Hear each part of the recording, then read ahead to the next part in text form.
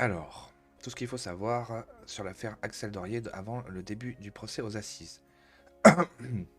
La jeune femme prisonnière du châssis d'une voiture avait été traînée sur 807 mètres dans la nuit du 18 au 19 juillet 2020 à Fourvière, Lyon 5e. Le conducteur et son passager seront jugés du mardi 17 au vendredi 20 janvier aux assises du Rhône. Retour sur l'affaire. Donc on voit sa photo, n'oubliez pas son visage, regardez bien son visage. Axel Dorier, qui a grandi à Francheville, était tourné vers les autres selon ses proches. Photo fournie par la famille d'Axel Dorier. La mort n'arrête pas l'amour. Ces mots tatoués sur le corps d'Axel. J'espère que je vais pas chialer pendant le truc, putain. Ces mots tatoués sur le corps d'Axel Dorier résonnent singulièrement depuis que la jeune femme a été mortellement fauchée par une voiture. À Fourvière, Lyon 5e. C'était durant la nuit du 18 au 19 juillet 2020, à la veille de ses 23 ans.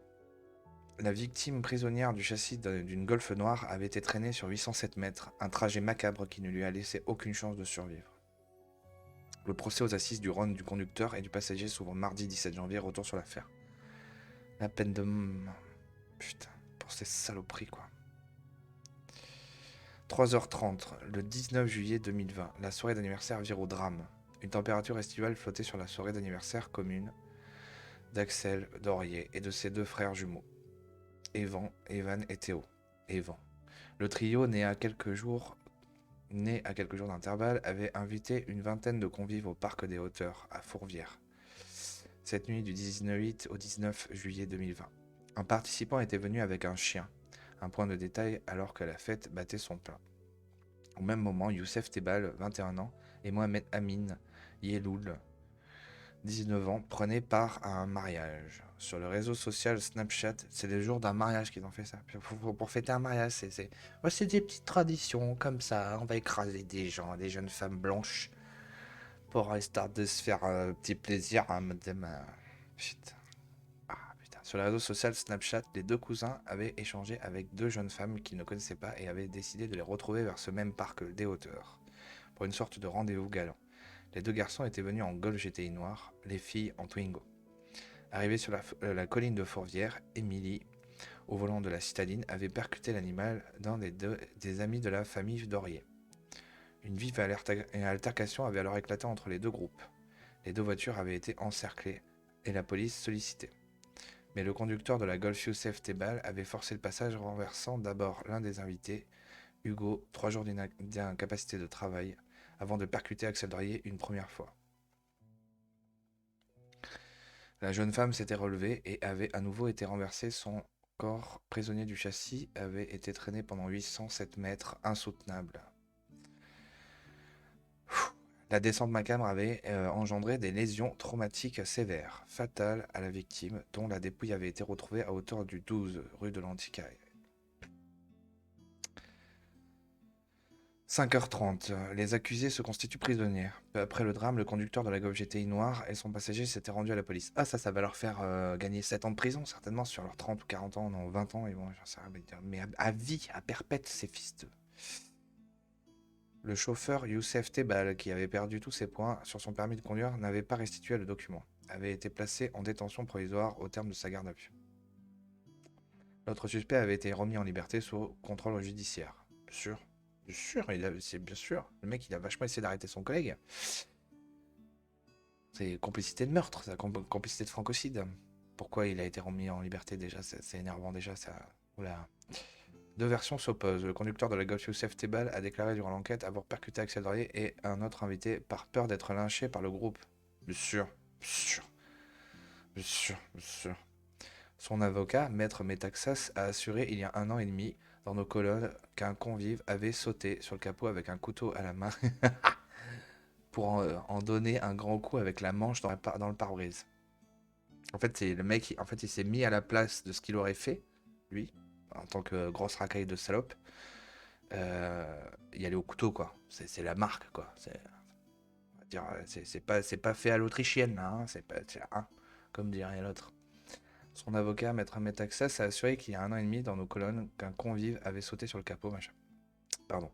Une version démentie à l'époque par l'avocat de la famille, Maître Versini, Bulara. Comment peut-on affirmer ne pas savoir qu'il y a le corps de quelqu'un sous ses roues et avoir comme seul système de défense abracadabrantesque de dire heureusement nous avons fui.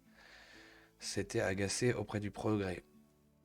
Le conseil des parties civiles. Ah, le mec, maintenant, il a écrasé une personne, il lui a roulé dessus, il a tué, massacré, il s'en bat les couilles. Hein. Je veux dire, des gens sans foi ni loi, il va tout faire pour pas être inculpé, ou le moins possible. Elle devait avoir 23 ans le lendemain du drame. Elle est toute belle. Là. En plus, ils nous mettent des petits chats sur les photos, c'est encore pire. Non, j'ai que... Horreur, horreur. Axel Dorier, qui a grandi à Francheville, était l'aîné de sa famille.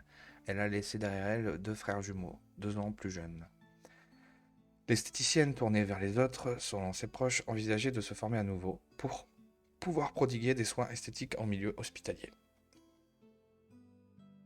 Axel Dorier, passionné par les animaux, le ski, la catamaran ou encore plus la musique.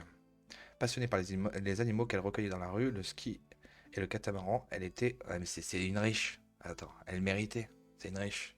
Et attends, les pauvres petits choupinous de racailles robeux, hein, ils ont souffert, ils ont souffert. Ce n'est que l'expression de leur souffrance. Et voilà, une blanche privilégiée, parce que déjà blanche, hein, forcément, fallait lui écraser la gueule, cette salope. Hein, parce qu'en plus, elle faisait du ski, donc c'était forcément une privilégiée. Voilà, c'est ça. Là, les catamarans, attention, le catamaran. Putain. Elle était aussi une férue de musique. Ah, la musique, attention, hein, ça c'est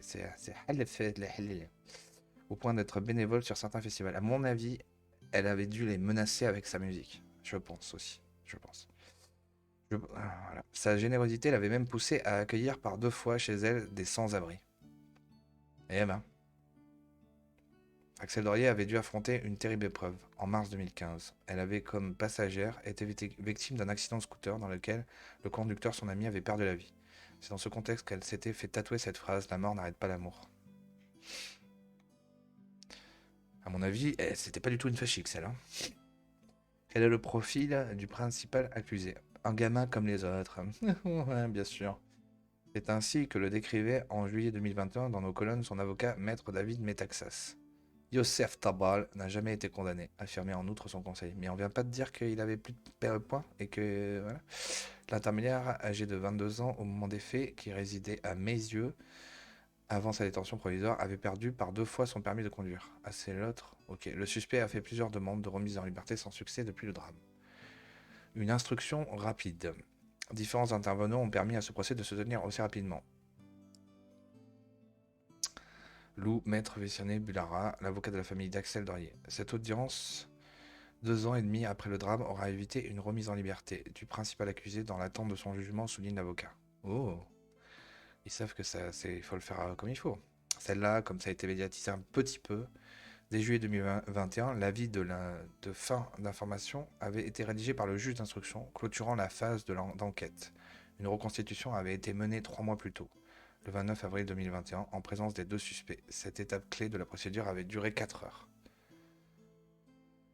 Récupération politique. Quel niveau de barbarie faut-il atteindre pour que le peuple français dise stop à cet ensauvagement de notre société? Combien de policiers, gendarmes, conducteurs de bus, jeunes filles ou jeunes garçons massacrés faut-il? Parce qu'il y avait l'histoire, des tas d'histoires de toute façon, mais l'histoire qui avait marqué, c'était le chauffeur de bus à Bayonne qui s'était fait massacrer. Pour rien, parce qu'il était blanc. Avait tweeté le président du Rassemblement National, la présidente Marine Le Pen, peut-être peu après la mort d'Axel Dorier. Des plaques de rue au nom de la jeune femme, assassinée le 20 juillet par Youssef et Mohamed, avaient été placardées dans les rues de Lyon par un groupuscule d'ultra-droite. Bien sûr, c'est l'ultra-méga-droite, ultra-giga-méga, ultra-fista, fi-fachix méga-droite. L'avocat de la famille de la victime avait déploré dans nos colonnes une récupération politique indécente, inappropriée et malsaine. Oui, un peu comme celui de Lola, c'est ça, hein, que vous avez menti à la France entière. Comme quoi la famille ne voulait pas qu'on lui rende hommage, bien sûr. Nombreux hommages. La rue de l'Anticaille, où le corps de la jeune femme avait été retrouvé, était devenue un lieu de recueillement. Les jours suivant le drame, pardon. Des bouquets de fleurs et des messages avaient été déposés à quelques mètres de l'entrée du théâtre antique de Lyon. 3 jours après la disparition d'Axel Dorier, des policiers lyonnais s'étaient rassemblés à l'endroit où elle avait perdu la vie, pour témoigner de leur soutien à sa famille et à ses proches. Le 25 juillet, le principal groupe de supporters de l'OL, les Bad Guns, avait salué la mémoire de la victime au cours d'un rassemblement devant la basilique de Fourvière. En octobre 2020, l'artiste Laurence Sénélonge avait réalisé une fresque hommage à Axel Dorier, derrière le musée lyonnais des Confluences. D'autres artistes... Putain, j'ai les larmes aux yeux, je suis désolé.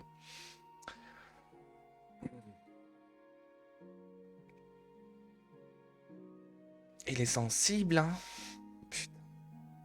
D'autres artistes de rue ont réalisé des fresques à Francheville, sa ville d'origine, ou encore à Bandol dans le Var. Là, on voit la fresque. Donc on arrive à la fin. Le procès aux assises. Ils seront 2 sur le banc des accusés aux assises de Rhône du mardi 17 janvier au vendredi 20 janvier. Le conducteur Youssef Tebal, qui a mortellement fauché Axel Dorier, devra, entre autres, répondre de violence avec usage ou menace d'une arme. La voiture. Ayant entraîné la mort sans intention de la donner. Mais putain, c'est pas possible. Les délais de fuite. Bien sûr qu'il voulait donner la mort, putain. Le passager Mohamed Amin Yeloul est accusé de son... Enfin, c'est vrai, j'en sais rien, je dis ça, mais c'était sûr, quoi. Le passager Mohamed Amin Yeloul est accusé de non-assistance à personne en danger. La défense du principal mis en cause espérait que l'affaire soit jugée au tribunal correctionnel pour homicide involontaire. La peine encourue aurait été moindre. La partie civile conteste quant à elle la non-intentionnalité de donner la mort qui figure parmi les chefs d'accusation. Le procès me fait très peur, a confié il y a quelques jours au Progrès la mère d'Axel Dorier qui, comme d'autres parties civiles, devrait témoigner à la barre. Pour nous, ce n'est pas un accident, c'est un meurtre. Un francocide, un massacre pour un... Oui, c'est vrai qu'il avait un chien, parce que là, on s'imagine un chien avec deux gros fafs, les 2 petits frères qui doivent être des gros fafs hyper costauds, on va voir la photo, voilà. Avec une femme ultra maléfique qui voulait assassiner, et donc il est parti, il a eu peur. C'est surtout qu'il a eu l'occasion de rentrer dedans et il s'est dit allez on va faire un coup et puis ce que j'ai pas compris c'est apparemment il a percuté une première fois puis une deuxième fois il est allé reculer. Qu'est-ce qui s'est passé? On ne peut pas agir comme cela quand on respecte les hommes, a quant à lui livré le père d'Axel Dorier. Putain. Bon il y a aussi donc le procès va se passer, il y a aussi VA et ça c'était je crois que c'était à l'époque bah là le 20 mai. Donc voilà. Donc, je vais pas lire ça. On va écouter les parents. Ils ont parlé là. Une aide-soignante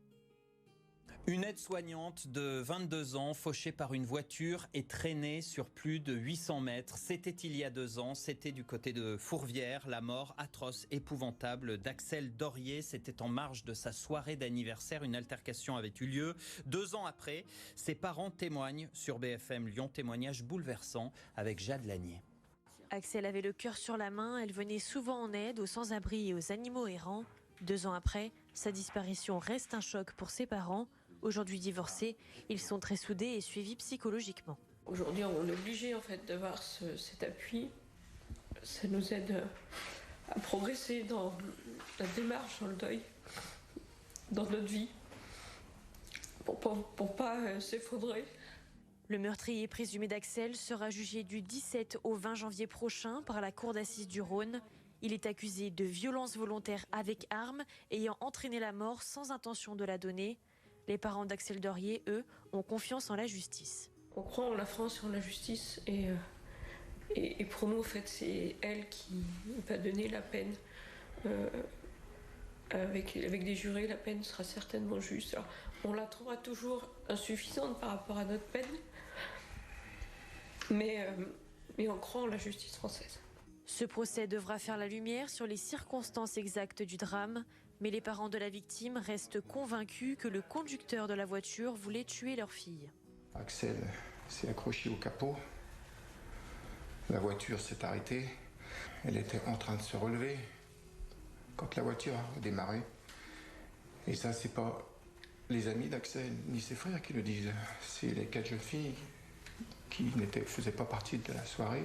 Ce procès, plus de 2 ans après le drame, sera une étape supplémentaire pour permettre à la famille Dorier de faire son deuil. Et ce soir, l'avocat de la famille prend également la parole sur BFM Lyon. L'avocat qui conteste la qualification des faits. Pour lui, c'est clair, il s'agissait bien d'un meurtre. Il faudra qu'on m'explique, mais j'entends avec gourmandise, bien évidemment, les explications de ces messieurs à la barre de la cour d'assises du Rhône, et plus encore, bien évidemment, de leur avocat, comment, pendant 803 mètres, de la basilique de Fourvière au théâtre gallo-romain, on n'a pas eu conscience, à un moment donné, qu'on donnait volontairement la mort à une jeune fille sous les essieux d'une Golf. Alors ça va être un débat judiciaire et juridique. La rage. La rage, la rage, la rage, la rage. Donc là, il y a un article aussi de F de Souche qui détaille un peu tout ce qu'on a déjà lu, je pense. Ah, c'est des cousins en plus, putain. Ah, cousin, voilà, c'est pas moi. Putain.